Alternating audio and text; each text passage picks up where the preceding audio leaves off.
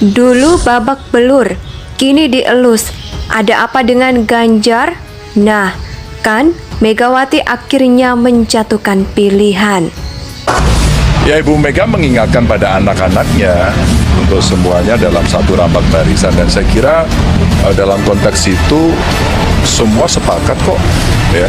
Kalau kita bicara perintah partai, ketua umum yang sudah mendapatkan mandat Kongres pemegang hak prerogatif, ya briefing ini terjadi. Maka Rakernas ini lebih banyak briefing tadi. Kalian siapa yang membuat manuver keluar?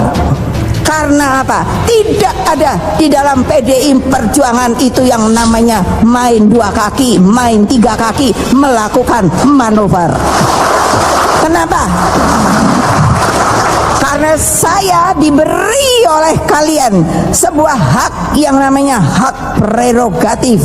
Hanya ketua umum yang menentukan siapa yang akan menjadi calon presiden dari PDI Perjuangan. Kita tetap melakukan langkah konsolidasi karena terkait dengan capres dan cawapres itu nanti Ibu Megawati Soekarno Putri akan mengumumkan pada momentum yang tepat dan tahapannya masih cukup panjang. Ya, setiap pemimpin itu akan terus ya diuji dan dipersiapkan oleh partai politik karena itu tugas partai. Nah, jadi kita tetap kerja ke bawah. Kita tidak terpengaruh oleh berbagai opini-opini tentang pemilu 2024 yang menurut kami terlalu dini untuk diwacanakan. Indonesia sejak dulu kala tetap dipuja-puja bangsa. Soal sosok Ganjar ini memang cukup menarik. Ya, sejak semula kurang lebih 2 tahun yang lalu, kalah pamor dari tokoh Prabowo dan Anies. Dan Sandi tiba-tiba secara mengejutkan dalam kurun 1 tahun belakangan, namanya kerap masuk jajaran tokoh-tokoh, menggeser dominasi nama-nama populer seperti Sandiaga bahkan Prabowo. Hal itu dapat dilihat dari hasil survei dari berbagai lembaga survei yang selama setahun belakangan ini nyaris setiap bulan rilis jam yang unik secara tokoh nama Ganjar Pranowo. Sebetulnya tingkat popularitasnya di tengah masyarakat Indonesia kalah jauh kalau dibandingkan ketiga tokoh tadi yang punya tingkat popularitas hingga 90%. Tapi tampaknya tingkat popularitas tidak menjamin elektabilitas seseorang. Terus teratasnya ada jika ditarik ke belakang. Nama Ganjar selama ini kerap diposisikan sebagai tokoh yang dimusuhi oleh temannya sendiri di internal PDIP. Tak tanggung-tanggung, tidak hanya elit partai PDIP yang duduk sebagai senator di Senayan, tercatat ada ketua Bapilu PDIP yang sekaligus sebagai ketua DPP PDIP Jawa Tengah, Bambang Pacul Wuryanto, yang kerap mengeluarkan pernyataan keras di banyak kesempatan. Bahkan Puan Maharani, anak dari Ketua Umum Megawati, sang pemilik hak prerogatif, juga beberapa kali khusus berkomentar sangat pedasnya. Manuver rekan-rekannya yang menghajar kalau itu acap kali mendapatkan perhatian lebih oleh para pengamat dan ke masyarakat sehingga namanya secara tidak langsung semakin terangkat sebagai tokoh yang diposisikan sedang dizolimi. Sedemikian rupa, kenapakah rentetan peristiwa dulu merupakan strategi PDIP sengaja menciptakan drama untuk menaikkan pamor sosok Ganjar? Karena secara umum mayoritas masyarakat kita memang menyukai sebuah austerita yang menguras perasaan dan air mata, atau memang sengaja mengerem laju nama Ganjar. Di tempat nasional yang dipahami oleh rekan-rekannya sudah kebablasan dengan berbagai kontennya di sosial media yang sering kedapatan viral sehingga membuat gerah elit PDIP yang sebetulnya sudah punya jagoannya sendiri di dalam partai. Tentu saja jawabannya bisa-bisa sebaliknya, tergantung perspektif kita masing-masing. Tapi sih buat saya secara pribadi, nah dua-duanya masuk mengingat saat itu interval waktunya masih cukup panjang menuju batas akhir pendaftaran capres dan cawapres, yaitu pada bulan September 2023.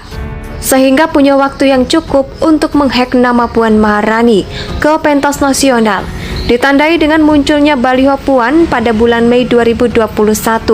Kira motif yang gedenya bangetan bertebaran menghiasi sudut kota Santero, Nusantara, dengan pesan-pesan yang punya makna Sahiliyah hadir untuk rakyat Indonesia. Tapi sayang, tak pakai baliho pun itu sekedar pajangan yang membusuk.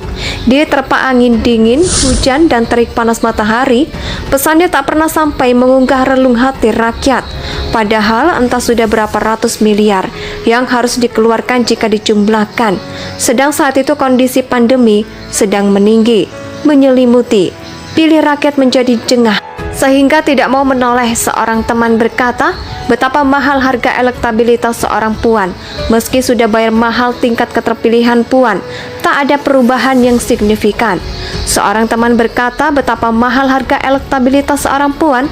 Meski sudah bayar mahal tingkat keterpilihan Puan, tak ada perubahan yang signifikan sampai sekarang. Elektabilitasnya hanya bertahan di angka 1,5% sampai 2% saja. Melihat fakta yang ada tentu menjadi pertimbangan bagi PDIP yang punya segudang pengalaman dalam melahirkan tokoh mumpuni ke pentas nasional. Jika usaha dilakukan dengan tidak membawa perubahan, apa iya akan dipaksakan? Namun, ke salah satu pertimbangan kekalahan PDIP di Pilgub Jatim dan Jawa Barat dengan tokoh yang minim elektabilitas. Tapi terlihat PDIP, mesin partai bisa menjadi kaca benggala yang berhak. Sedang berdasarkan riset dari LSI Pemilu 2014, sosial media akan jauh lebih mendominasi jika dibandingkan pada tahun 2019. Ini berarti langkah para tokoh yang sejak semula menggunakan sosial media untuk memperkenalkan diri mereka ke publik. Sudah tetap bahkan seorang Gibran Rakabuming, wali kota Solo, yang belakangan elektabilitasnya tinggi sebagai cabub Jateng, dalam sebuah kesempatan bersama Aiman dari Kompas TV, mengatakan ia tidak suka baliho sebagai alat untuk menyampaikan pesan. Lebih nyaman menggunakan sosial media, disesuaikan dengan masa sekarang, era digital. Soal sosok Ganjar ini memang cukup menarik. Ya, sejak semula kurang lebih 2 tahun yang lalu, kalah pamor dari tokoh Prabowo dan Anies dan Sandi, tiba-tiba secara mengejutkan dalam kurun 1 tahun belakangan, namanya kerap masuk jajaran tokoh-tokoh, menggeser dominasi nama-nama populer seperti Sandiaga, bahkan Prabowo. Hal itu dapat dilihat dari hasil survei dari berbagai lembaga survei yang selama setahun belakangan ini nyaris setiap bulan rilis jam yang unik secara tokoh nama Ganjar Pranowo. Sebetulnya tingkat popularitasnya di tengah masyarakat Indonesia kalah jauh kalau dibandingkan ketiga tokoh tadi yang punya tingkat popularitas hingga 90%. Tapi tampaknya tingkat popularitas tidak menjamin elektabilitas seseorang. Terus teratasnya ada jika ditarik ke belakang. Nama Ganjar selama ini kerap diposisikan sebagai tokoh yang dimusuhi oleh temannya sendiri di internal PDIP.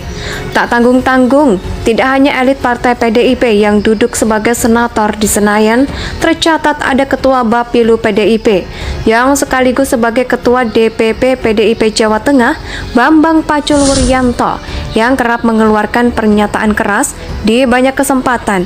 Bahkan Puan Maharani, anak dari Ketua Umum Megawati, sang pemilik hak prerogatif, juga beberapa kali khusus berkomentar sangat pedasnya. Manuver rekan-rekannya yang menghajar kalau itu acap kali mendapatkan perhatian lebih oleh para pengamat dan ke masyarakat sehingga namanya secara tidak langsung semakin terangkat sebagai tokoh yang diposisikan sedang dizalimi.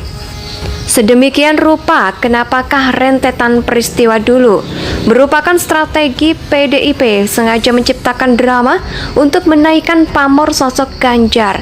Karena secara umum mayoritas masyarakat kita memang menyukai sebuah austerita yang menguras perasaan dan air mata, atau memang sengaja mengerem laju nama Ganjar. Di tempat nasional yang dipahami oleh rekan-rekannya sudah kebablasan dengan berbagai kontennya di sosial media yang sering kedapatan viral sehingga membuat gerah elit PDIP Indonesia tanah air beta pusaka abadi nan